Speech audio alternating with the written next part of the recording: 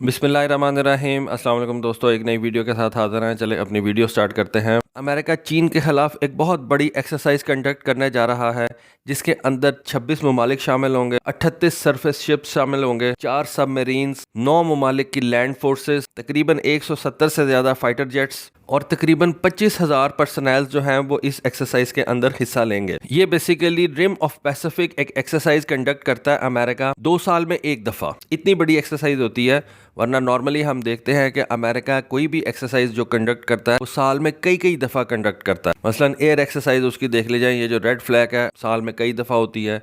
उसके बाद उसने एक ब्लैक फ्लैग एक्सरसाइज स्टार्ट कर रखी है। तो जितनी भी ये एक्सरसाइजेज होती है ये अमेरिका एक साल में कई दफ़ा कंडक्ट करता है। लेकिन ये जो रिम ऑफ पैसिफिक, जिसको रिम पैक एक्सरसाइज कहते हैं, ये अमेरिका 2 साल में एक दफ़ा करता है। अब इस साल 2022 के अंदर ये एक्सरसाइज 29 जून को स्टार्ट की जाएगी और इस एक्सरसाइज की कंक्लूजन जो है वो 4 अगस्त को होगी। यानी कि ये एक्सरसाइज पूरा जुलाई जो है ये जारी रहेगी। पैसिफिक के अंदर हो रही होगी, चाइना के खिलाफ होगी और चाइना के मुंह पे जाके तो ये 26 कंट्रीज की नेवीज जो है वो बैठ जाएंगी। अब चाइना इसके ऊपर किस तरह से रिएक्ट करता है ये तो 29 जून के बाद ही पता चलेगा। ये एक्सरसाइज तकरीबन 37 दिन जारी रहेगी। ये एक्सरसाइज हवाईन आइलैंड और सदर्न कैलिफोर्निया के एरिया के दरमियान जो है वो कंडक्ट की जाएंगी। ये बेसिकली शायद आपको पता हो, मैंने आपको अपनी कई वीडियोस में बताया हुआ है कि अमेरिका ने चाइना के खिलाफ जो है ना वो आइलैंड चेन्स क्रिएट की हुई हैं। एक फर्स्ट आइलैंड चेन है, फिर एक सेकंड आइलैंड चेन है, फिर एक थर्ड आइलैंड चेन है। डेफिनेटली अगर वो इन आइलैंड चेन्स के अंदर जाके तो ये एक्सरसाइज करेगा तो चाइना उसके ऊपर रिएक्ट ज्यादा अग्रेसिवली करेगा। लेकिन अगर वो ये इन आइलैंड चेन से बाहर जाके ये एक्सरसाइज कंडक्ट करता है तो फिर वो जो इंटेंसिटी है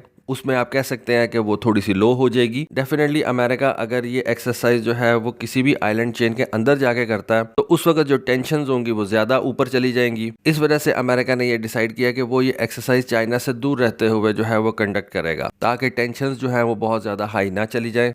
ये जो रिम पैक 2022 एक्सरसाइज है ये इस सिलसिले की 28वीं एक्सरसाइज है। रिम पैक एक्सरसाइजेस को 1971 के अंदर स्टार्ट किया गया था। ये इस वक्त दुनिया की largest international maritime exercise consider की जाती है। रिम पैक एक मुनफरिद तरबियती मौका फराहम करता है जो मुख्तलिफ ममालिक के दरमियान तावन पर मबनी ताल्लुकात को फरोग देने और उसे बरकरार रखने के लिए डिजाइन किया गया है, जो कि समंदरी रास्तों की हिफाजत को यकीनी बनाने और दुनिया के एक दूसरे से जुड़े हुए समंदरों पर तहफ़्फ़ुज़ को यकीनी बनाने के लिए अहम है। इस साल की जो रिम पैक 2022 एक्सरसाइज है उसका जो थीम रखा गया है वो है केपेबल, एडेप्टिव और पार्टनर्स। इन एक्सरसाइजेज के दौरान disaster relief, maritime security operation से लेकर समंदरी कंट्रोल और एक कॉम्प्लेक्स लड़ाई लड़ने की सलाहियतें जो हैं उनको शामिल किया जाएगा। जंग से रिलेटेड और रेलेवेंट और रियलिस्टिक ट्रेनिंग प्रोग्राम्स जो हैं वो इस एक्सरसाइज के अंदर जो है उनको कंडक्ट किया जाएगा, जिनके अंदर amphibious operations, gunnery, missile and anti submarine and air defence exercises जो होंगी उनको कंडक्ट किया जाएगा। इसके अलावा काउंटर पायरेसी ऑपरेशंस जो हैं उनको भी कंडक्ट किया जाएगा। माइन क्लियरेंस ऑपरेशंस भी कंडक्ट किए जाएंगे। मुख्तलिफ कंट्रीज़ के जो ट्रेनीज होंगे उनको एक्सप्लोजिव ऑर्डिनेंस को डिस्पोज ऑफ करने के तरीके जो है वो भी समझाए जाएंगे और अपना एक्सपीरियंस दूसरे कंट्रीज़ के साथ शेयर किया जाएगा। उसके अलावा डाइविंग एंड सॉल्वेज ऑपरेशंस जो हैं उनको भी कंडक्ट किया जाएगा। बेसिकली नेवल ऑपरेशंस के हवाले से जितनी भी फील्ड्स आप कवर कर सकते हैं वो इन 37 दिनों के अंदर कवर की जाएंगी।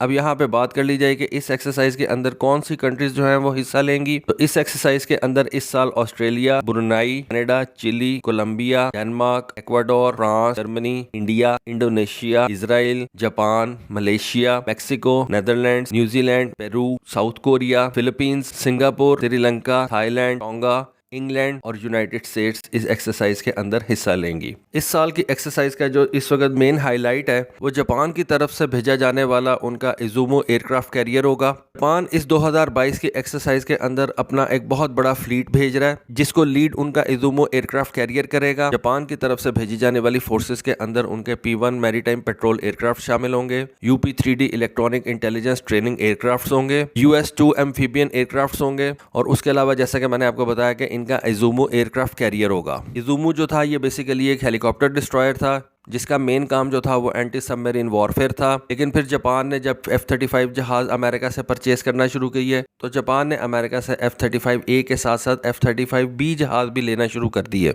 और उसी वक्त ये बात क्लियर हो गई थी कि जापान इन F-35B जहाज़ों को अपने इस इजुमो एयरक्राफ्ट कैरियर के ऊपर रखेगा और इस हेलीकॉप्टर कैरियर को एक प्रॉपर एयरक्राफ्ट कैरियर के अंदर कन्वर्ट कर देगा। मेरा ख्याल है कि इस वक्त अमेरिका के बाद जापान दुनिया का सबसे बड़ा F-35 का ऑपरेटर होने जा रहा है, क्योंकि अमेरिका के बाद जापान वाहिद मुल्क है जिसने इस F-35 के 2 वर्जन जो है वो परचेज किए हैं, एक F-35A और एक F-35B। F-35C जो है वो आई बिलीव सिर्फ अमेरिकन नेवी इस्तेमाल करती है, किसी और मुल्क ने उस वेरिएंट के अंदर अपना इंटरेस्ट शो नहीं किया। ज्यादातर कंट्रीज जो है वो F-35A और F-35B वेरिएंट जो है उनको पसंद करती हैं और उनको इस्तेमाल कर रही हैं। और जापान अमेरिका के बाद दूसरा कंट्री है जो कि F-35A और F-35B दोनों किस्म के वेरिएंट्स को इस्तेमाल कर रहा है। ओवरऑल जापान के बारे में कहा जाता है कि वो तकरीबन 147 F-35 जहाज परचेज कर रहा है, जिनके अंदर से 42 ये F-35B वाले वेरिएंट्स होंगे, जो कि short take off and vertical landing वाले वेरिएंट्स हैं। तो दोस्तों ये थी आज की इन्फॉर्मेशन। बहुत बड़ी एक्सरसाइज जो कि कंडक्ट होने जा रही है। डेफिनेटली ये एक्सरसाइज चाइना सेंट्रिक है। इसके बारे में थोड़ी सी इन्फॉर्मेशन थी, फुली आपको पसंद आई होगी। कमेंट सेक्शन में अपनी राय से ज़रूर आगाह कीजिएगा। आज के लिए बस इतना ही। Thank you. अल्लाह हाफिज़।